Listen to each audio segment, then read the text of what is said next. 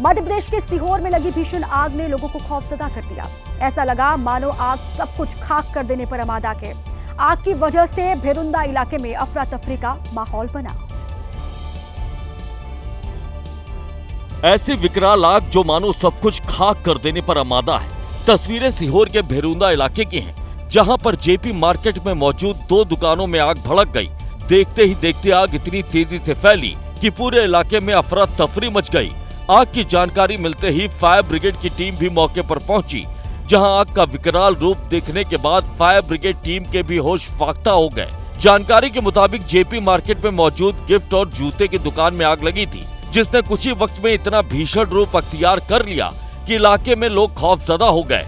आग इतनी भीषण थी कि गली में भी इसके शोले भड़कते हुए दिखाई दिए। दुकानें धू धू कर जलती दिखीं।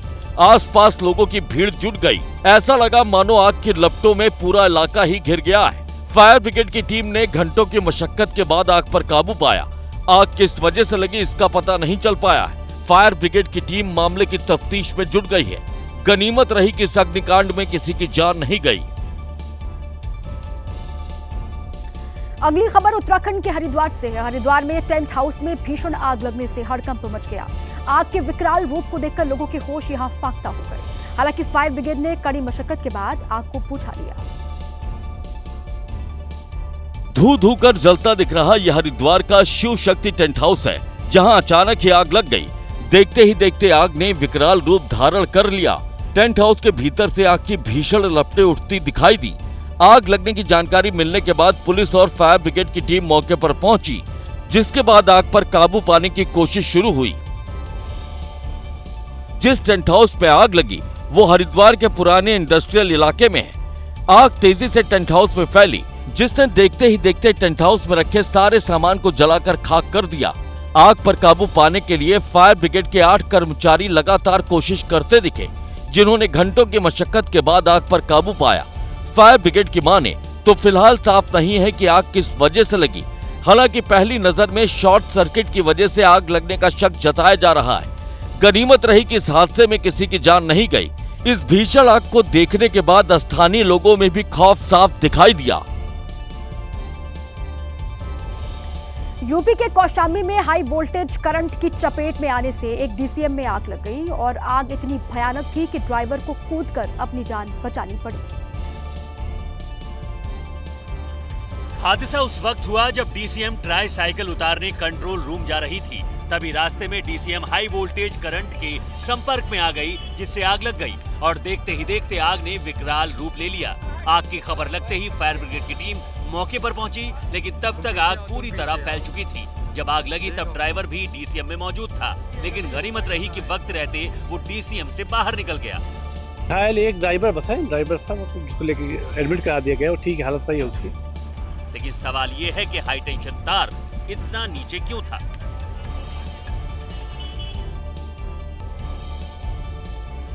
बिहार के बेगूसराय से गुजर रही डीएमयू ट्रेन के इंजन में आग लगने से हड़कंप मच गया। जैसे ही इंजन में आग लगने की जानकारी मिली तो यात्री ट्रेन से कूदकर भागते हुए दिखाई दिए।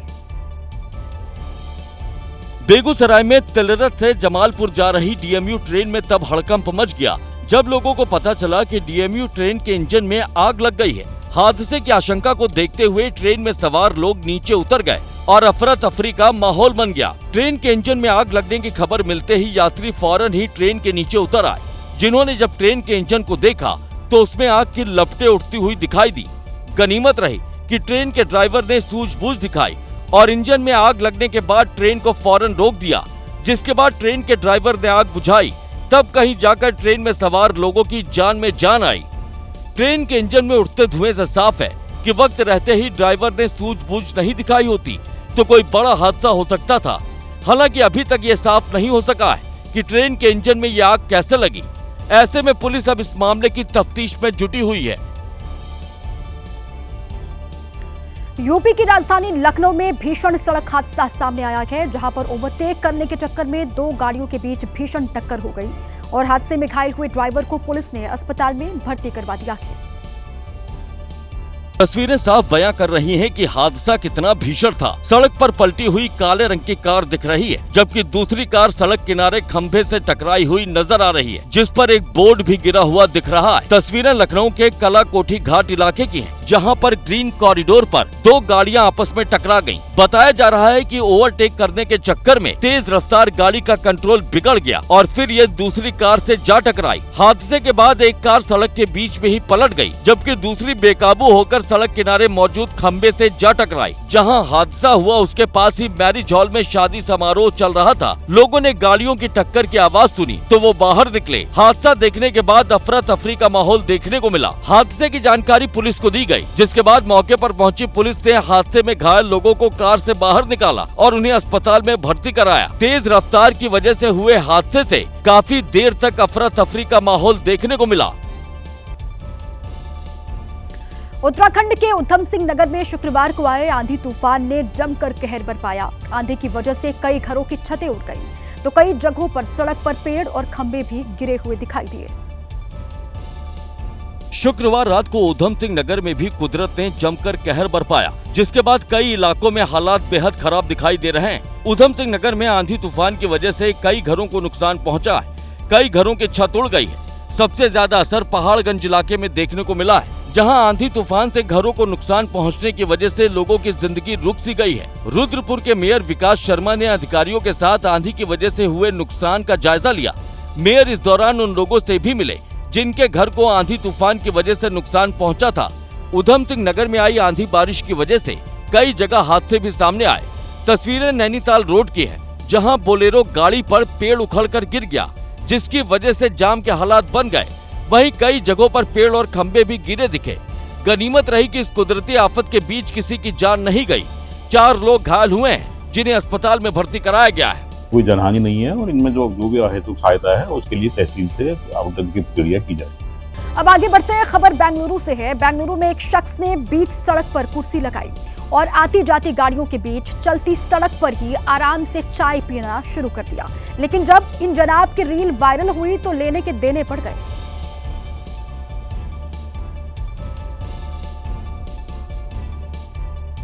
से बाइक, ऑटो और कार निकल रहे हैं, लेकिन ये जनाब बिल्कुल पुष्पा स्टाइल में चाय पीने में मशगूल है। चाय खत्म हुई, रील बनी और सोशल मीडिया पर अपलोड हो गई। जिसके लिए रील बनाई थी वो मंशा भी पूरी हो गई, क्योंकि रील हो चुकी थी वायरल। लेकिन ये खुशी गम में तब तब्दील हो गई जब बेंगलुरु पुलिस को इसकी भनक लगी। पुलिस ने एक्शन लिया और इस स्टंटबाज को गिरफ्तार कर लिया। पुलिस का ये एक्शन उन सभी रीलबाजों के लिए सबक है जो चंद लाइक्स के चक्कर में अपनी और लोगों की जिंदगी को खतरे में डाल रहे हैं। वक्फ संशोधन कानून के खिलाफ हैदराबाद में all India Muslim personal law board और ओवैसी की पार्टी ने सभा की। एआईएमआईएम के मुख्यालय में हुई सभा में ओवैसी ने कहा कि सरकार को वक्फ संशोधन कानून वापस लेना होगा। नए वक्फ कानून के खिलाफ all India Muslim personal law board और ओवैसी की पार्टी का ये पहला बड़ा शक्ति प्रदर्शन था। ओवैसी के गढ़ हैदराबाद में हुए विरोध प्रदर्शन में भारी संख्या में लोग शामिल हुए। लोगों की भीड़ से जोश में आए ओवैसी ने कहा कि सरकार को वक्फ कानून भी वापस लेना होगा। हैदराबाद में हुई बैठक में नए वक्फ कानून के विरोध में होने वाले प्रदर्शनों का कैलेंडर जारी किया गया। नए वक्फ कानून के विरोध में 30 अप्रैल को बत्ती गुल प्रोटेस्ट, 18 मई को तेलंगाना आंध्र प्रदेश में राउंड टेबल मीटिंग, 22 मई 2025 को महिलाओं का प्रदर्शन, 25 मई 2025 को ह्यूमन चेन, 1 जून 2025 को हैदराबाद में धरना प्रदर्शन होगा।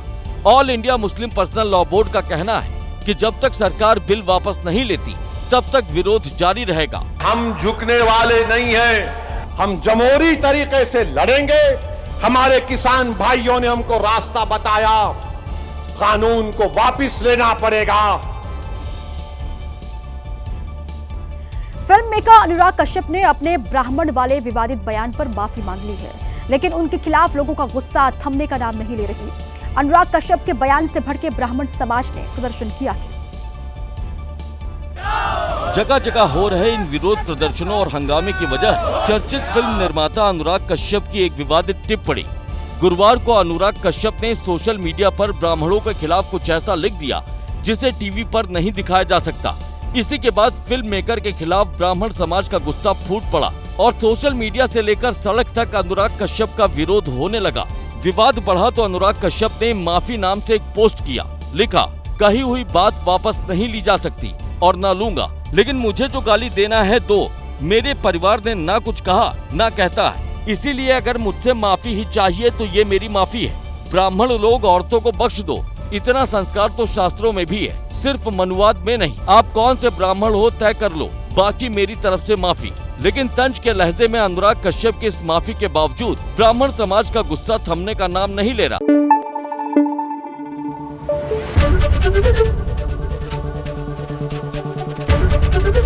एबीपी न्यूज आपको रखे आगे।